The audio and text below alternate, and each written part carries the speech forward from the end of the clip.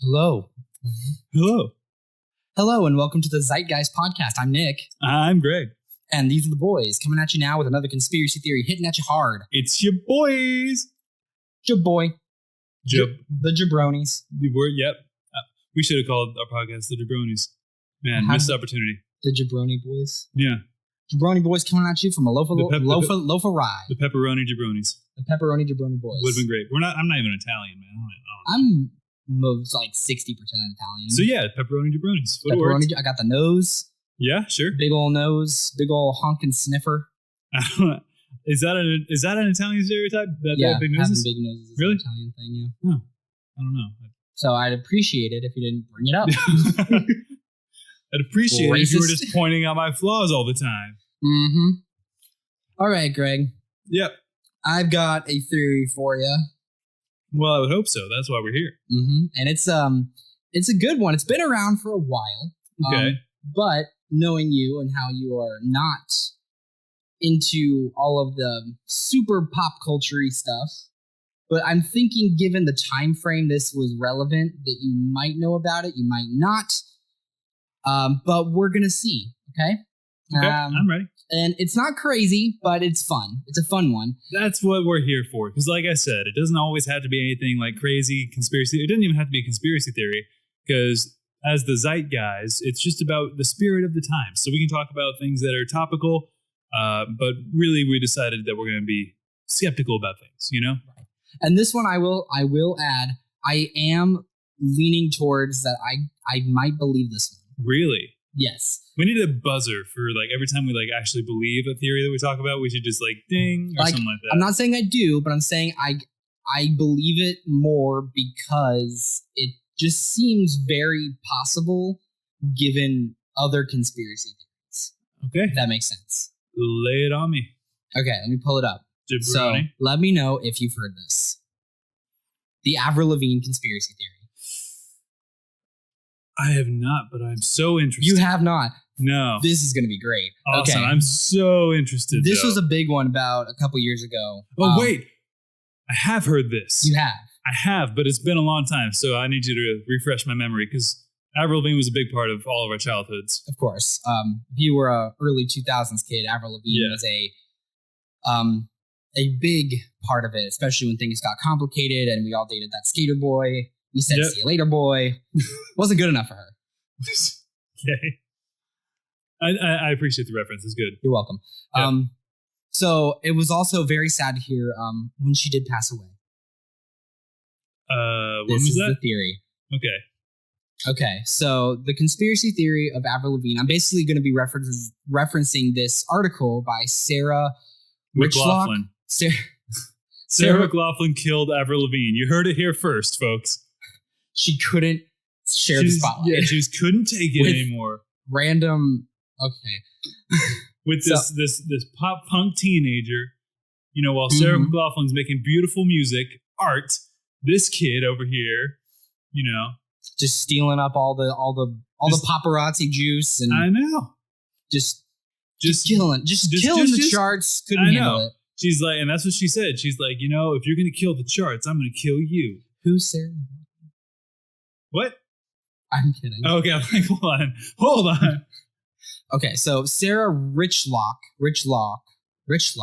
She wrote an article back in October of last year, and this is basically what I'm referencing the entire time. She did a beautiful job in breaking down this whole thing. Okay. So, basically, you know who Avril Lavigne is. She was that gives her, she starts out with a little bit of background. She was born in Ontario, Canada in 1984. Mm-hmm. She entered a radio contest, made it big, and started her first album. Wait, that's how she got famous? It was a radio contest? Yeah, a Canadian radio station. Man, so found her, and then, so you know, it actually can happen, believe it or not. Or maybe it could happen in the 90s. Maybe it can't happen now, but... Mm-hmm. Yeah, she... in 2000, she signed a deal with the record label to do 2 albums and for $2 million. So that's how she got started, and those started her very first 2 mega hit albums. And her style of music was, of course, very skater, punk, emo influence of the early 2000s. Yeah. exactly how when she was asked how to describe herself, she would say pop punk. She was inspired by the rebellions of the teens in the early 2000s and gave us the demographic and a sound and a voice to relate back to. So we all saw her as that relatable teen with all the angst that we all felt. It was her and Hayley Williams, and we were just like, they get us, you know? Hayley Williams? Was that Yes, you're right. Wait, hold on. Is that her name? Yes, that is her name. Holy crap. I thought I just like totally messed up. I was like, who is that? I know who that is. It's freaking Paramore. I love Paramore. As far as like female pop punk idols, like they and also like Evanescence for a little while, but like we all were we thought we got it, right? Oh yeah. We thought like, yeah, they know exactly the kind of pain I'm feeling in my first world country and suburban neighborhood, and my stupid mom that got the wrong Pop-Tarts. Can't wake up. Yeah, and we just save me. Yep. My favorite was being like 8 years old, and or not even 8, like being like 12 years old and listening to Blue October it's just straight up talking about suicide. And we're just like, dude, I get it. And it's like, no, you don't. You're 12 years old. You have no clue. The world's problems are mine. I know. I feel the weight of the world. Hard. Oh man, I didn't pass my spelling test. My mom only bought Raisin Bran. And I've been eating Raisin Bran all week, man. I just want to end it all. I've had fantastic Into poops. The ocean, end it all.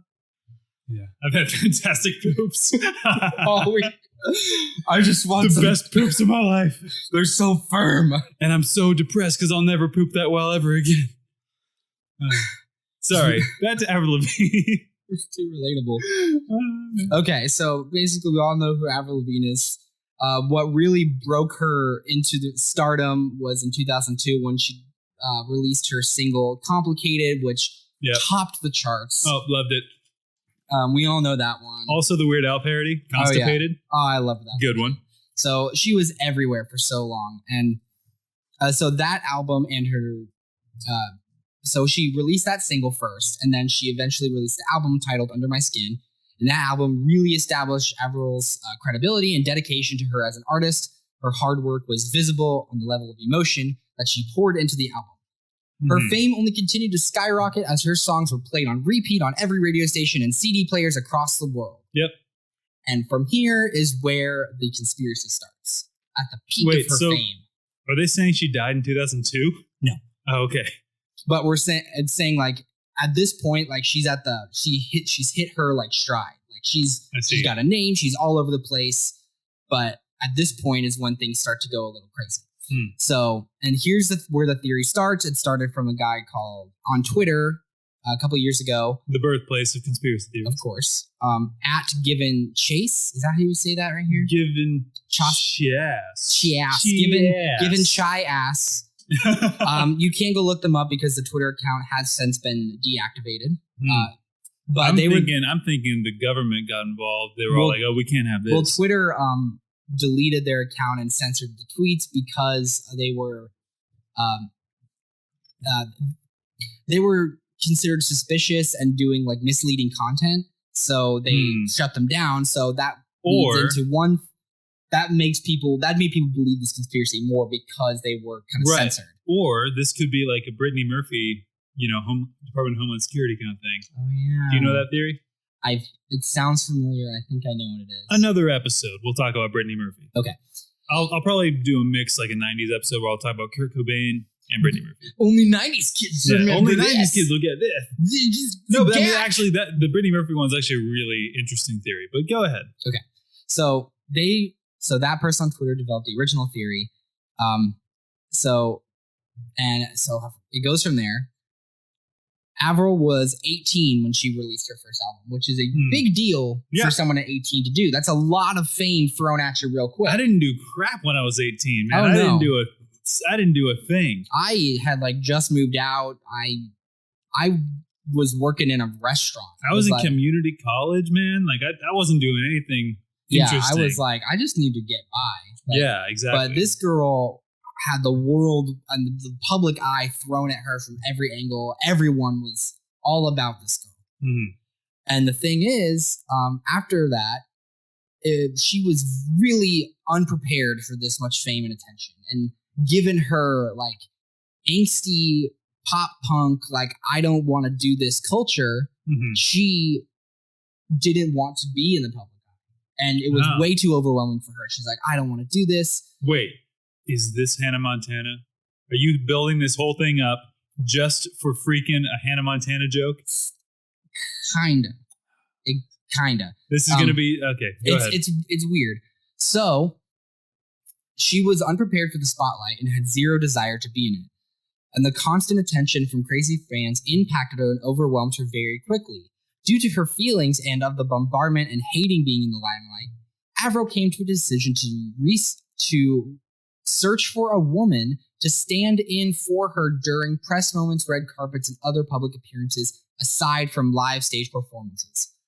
Enter Melissa Vandella, Avril's new stunt double. What? Her doppelganger. Wait, so this is like, I can look this woman up and see like her like credentials, and it will actually show that she was hired as a stunt double. I don't know. I haven't looked that much into it. Because that would give this a lot of credibility. But I do know that this girl is real. I think. I need to look it up again here in a second. I mean, wait, is that her? Oh, yes, it is. She looks just like Avril Lavigne. Yeah, they look exactly the same. What the heck? Okay, so Avril and her record label figured that they would use this stand-in to look just like her and help her focus, while Avril could focus on her music, while Melissa would go out in public and pretend to be Avril for the press and the public. Which, in a way, I feel like makes sense. It's not a bad idea. I feel like if you have someone that looks exactly like you, maybe even people who have a twin, why not have the person that's more geared towards being in public appearances do that, and then have the artist focus on their work if that's what they want to do. Teach her your signature. The public is none the wiser. They all think they met Avril Lavigne. Exactly. Nobody's hurt. Honestly, like at this point, I'm like, that I could believe that. I could believe that seems like a great idea. That seems reasonable. It keeps your sanity at a good spot. You both are doing something you're good at. You're not overwhelmed. Split the work up. Yeah. So she would go out in public, and during this engagement, Avril and Melissa would end up spending a lot of time together, of course. Whether it was preparing Melissa for press events and red carpets, or just sitting in the studio playing back Avril's unreleased tracks. Avril and Melissa started to develop a really great bond as friends, and they really took the doppelganger idea seriously. Mm-hmm. And Avril decided to actually start training Melissa how to sing just like her. And that's where that seems tough for me to, because no matter how much you train someone, everyone's voice is different. Everyone's vocal cords are different thicknesses and lengths, and so it's very difficult to just teach someone, hey, you can sound exactly like me if you do this. You got a point. So let's keep reading. So their relationship continued to grow, and Melissa started becoming a better singer. And in 2003, Avril took a very big personal hit, and this one is true. This is a true event. Okay. Avril's grandfather passed away, and he was her biggest fan, and they were very close. And it absolutely destroyed her. She even played a concert on the day he died and was a visible wreck on stage, and she decided to dedicate a song to him and his memory. This heartbreaking event was the catalyst for Avril's spiral into a deep depression. Her writing became much darker, and her desire to be in the public for performances lessened even more. The weight of fame plus the soul-crushing loss of her grandfather became too much for Avril and her depression to bear, so she became incredibly suicidal, and eventually Avril hung herself in 2003 and successfully committed suicide. So when I said, are they saying she died in 2002, I was actually really close. You were close. So, but the thing is, like, you're like, oh, wait, she's not dead because she's clearly still alive. Yeah, right? like she still does things. Yeah, so the theory is she died, she killed herself.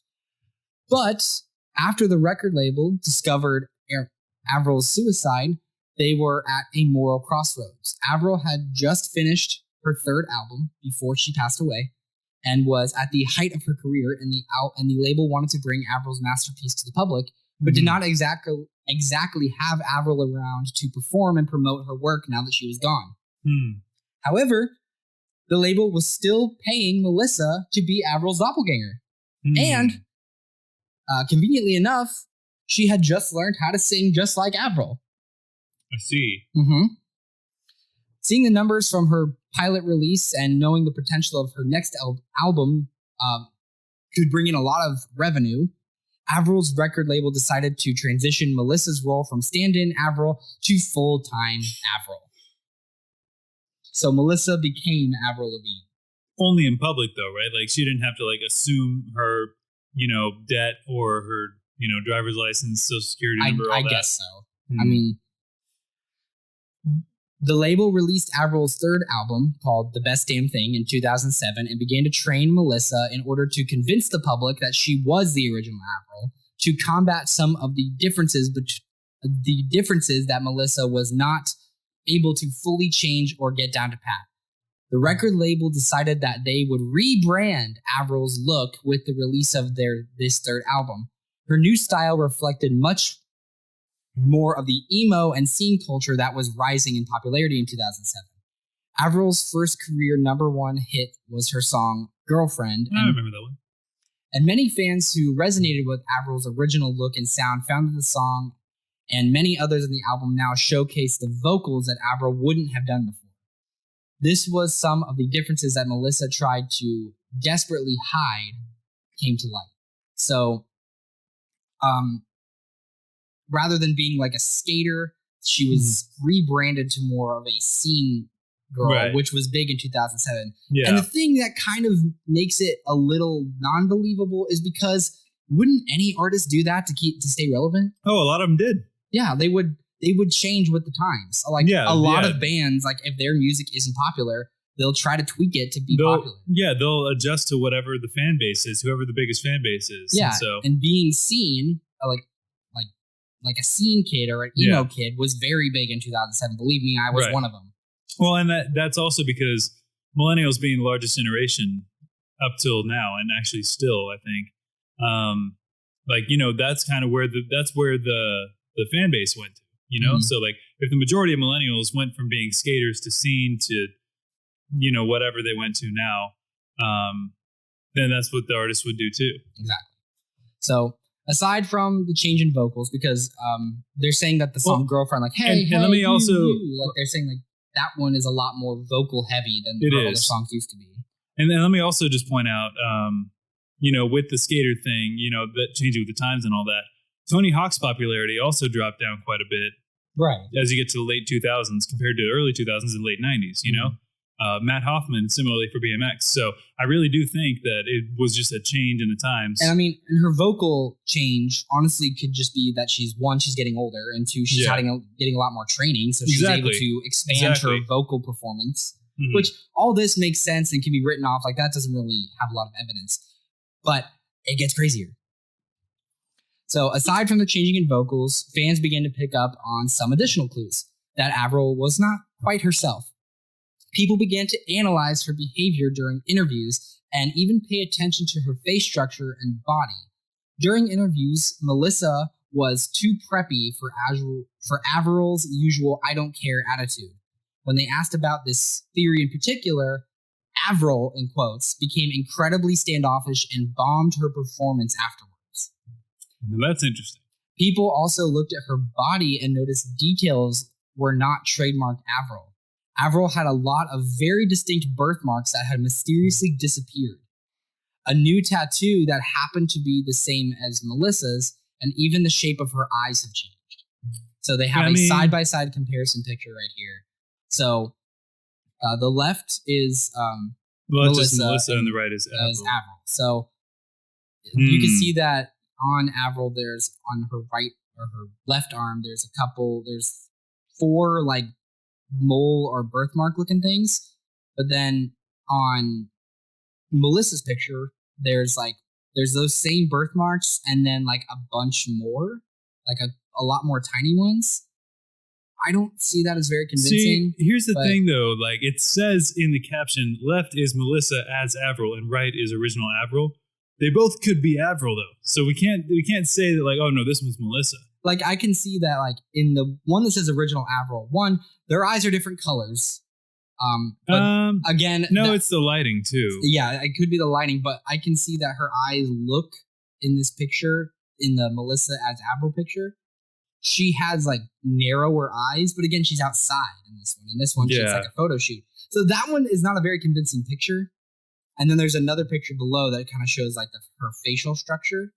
So more facial differences between original Avril on the left and then Melissa as Avril on the right. So on the right, You can see that like her nose is a lot smaller. She's got a smaller chin line, and like it's Melissa has a lot more of an asymmetrical face, whereas Avril did not. And again, and then the one of Melissa is from 2016, and this other one is probably from her when she was like 19.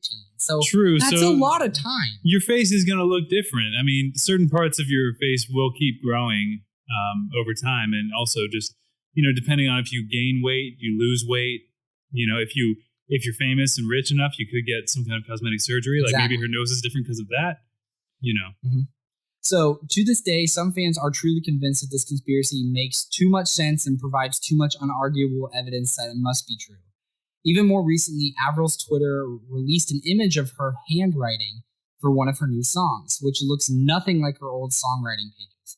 Even her autograph has changed slightly.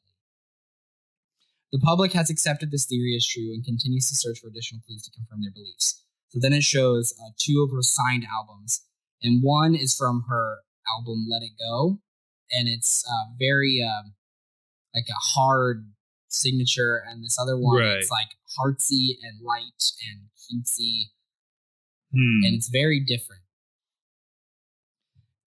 With this particular theory, and so then the writer of the article then goes on to explain like how people could be creating this in their own heads, right? Like it's called ad ignorantium.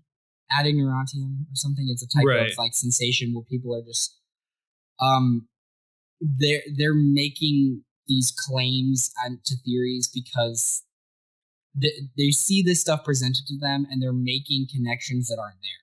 Exactly, and that's the way the human brain works. Is we're designed to make these connections. And I mean, the article even just said like they seek out things to confirm their beliefs. That is the definition of confirmation bias. Which is fallacy, right? That if you only seek out pieces of information to confirm what you already believe, then you're not really being true to your method of investigation. Yeah, you have to look at both sides. Exactly. What evidence has the opposing side? Yeah, you've got a hypothesis. You got a hypothesis, right? And the hypothesis in this case is like Avril is not, who she says she is or whatever. And then you look at all the data, and then you come to your conclusion. It's not like, here's my hypothesis. How can I prove that to be true? And so, like I said, this isn't a crazy theory, but a lot of people. This is pretty crazy because both of these, Avril and Melissa, are both real people. So the thing is, like, people are thinking that like they're still that the record label and the music industry are still playing it up as if they're still separate people, but in fact, Melissa is just being Avril. Because Avril apparently has changed so much. But the thing is, given all that time, it's been like what? She started in 2000. It's been 19 years. Yeah. And so, yeah, she's going to change. Like, we all change. We all change. And the thing is, me 19 years ago, totally different than me now. Because, I get that some artists want to kind of stick to their roots, but, like, she did come out with one song that I think was a lot of people's kind of like, what the hell is this song? Have you heard of Hello Kitty by her? What? No. It is a weird-ass song. It sounds like it. Oh, okay. So, quick break. I'm going to show Greg Hello Kitty by Avril Lavigne.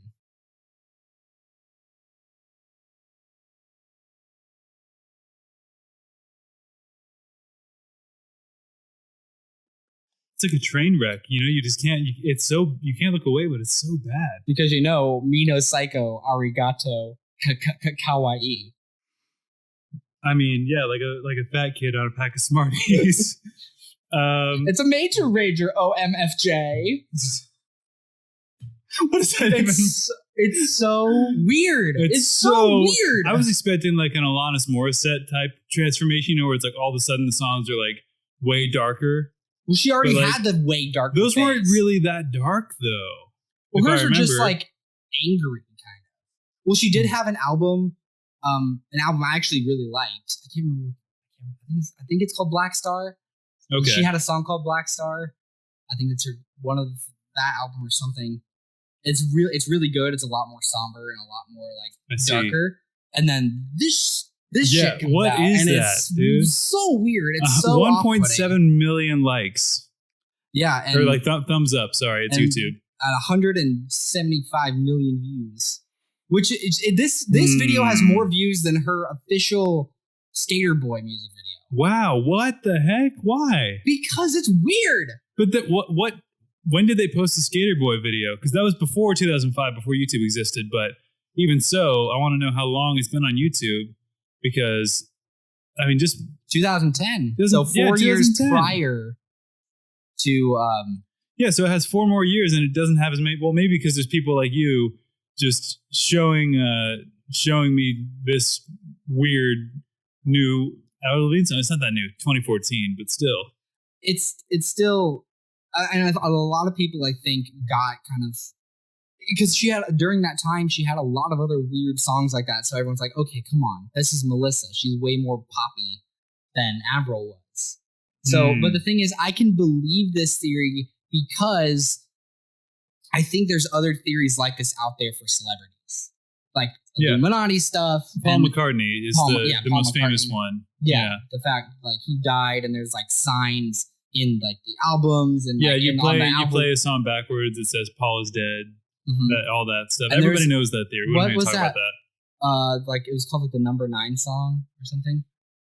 I don't remember that one. I don't remember the name of the song, but apparently if you play in the song, it says like in a really weird way. It goes like number 9, number 9, and if you play it backwards, it sounds like "Turn Me On, Dead Man." But that's interesting. Yeah, and and then it was funny because I actually heard this on a YouTube video. So on the Abbey Road cover, I think in the license plates of one of the cars, it said like if it's an IF like 30, like whatever his age Paul McCartney's age would be at the time when that album released. So they're like, oh, that confirms it because he would have been that age, and he was that age. That's when that album came out. And so when Paul McCartney released his own album later, he put on a license plate in the car, on a car in the background, and says 56 is to say like he's currently 56. Yeah. Wait, is he really that young? No, this is a while back. Oh, okay, I'm like Paul McCartney's kind of. Oh, I thought he was in his 70s now. Let's see. Let's find out. Let's find out how old Paul McCartney is, if it even is the real Paul McCartney. Honestly, if it is, I'm fine with it because he wrote some of their best stuff. Oh, he's 77. He's 77. Yeah. If this is a fake Paul McCartney, then he's a brilliant musician. I mean, there's a lot of because the theory was he died in like 85 or whatever. Because like I said, there's so many of these like celebrity like stand-ins, theories. Like I just like the Avril one because that kind of that one's always connected with me because we listen to her, right? And I mean, it's not crazy, but the thing is, I could believe it. I don't actually think it's true, but I feel like it's not out of the realm of possibility for a label to want to do something like that. It's if true. An icon were to die, they want to still make money off of that. It's true because they could either be like, all right, we're gonna make a bunch of money off of this album, and just send it out posthumously. But what if instead we make a lot of money for years to come and keep releasing more albums with our doppelganger here? It's interesting. I'll give you that. It's an interesting theory. I don't know that Avril is dead, but it does I do think it's very possible that she might have a doppelganger for public events because have you ever seen photos from Avril Lavigne's events? No. She's really weird in those photos. That's like a thing. Like everyone has to stand 2 feet away and it's like no touching allowed. There's a bodyguard standing there. It's well, see, very why different. Would she want that if it wasn't the real Avril? Get you close, so no. Yeah, and that's what I'm thinking. That's why there might be a doppelganger. I don't know if she's actually dead, but I think at least in public, it's a little it's a little much for anyone who goes to take a photo with a celebrity. Most people they're at least okay with an arm around the shoulder or something, but she's like no, you stay all the way over there and then we'll take this photo. Don't touch me. Yeah, interesting. I don't have much more to say on this one. But what do you guys think? Is Avril Lavigne really still with us? Is Paul McCartney still with us? And what on earth happened to the Department of Homeland Security and Brittany Murphy? Find out next time. Well, they're probably not. I don't know if I'll talk about that next time. I'll talk about it at some point. It's a good one. Okay. But thank you for listening. Again, you can tweet at National Freak, which is Nick's account. That's me. I have an account. I don't ever check it. Don't bother. And send us your stuff. Send us your thoughts. And send us who you think is dead. I'm dead. We're all dead. Inside. We're all dead. We're just at different levels of dead. I'm almost dead. That's 3, what happens. 2. Oh, he's gone.